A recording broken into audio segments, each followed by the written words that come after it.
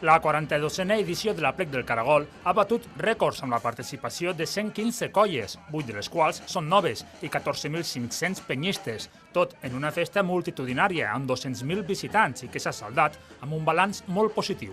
Les colles que han vingut amb moltes ganes. La veritat, no hem tingut incorporacions de colles petites com era tradicional, no? Que entrava en una colla amb 40, 50, 60 membres i a partir d'aquí creixia. Ens hem trobat en colles de 140, 180.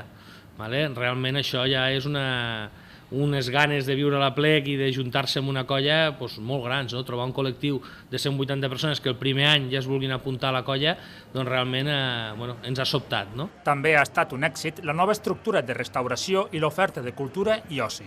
L'oferta cultural ha estat prou àmplia per atraure tota aquesta gent.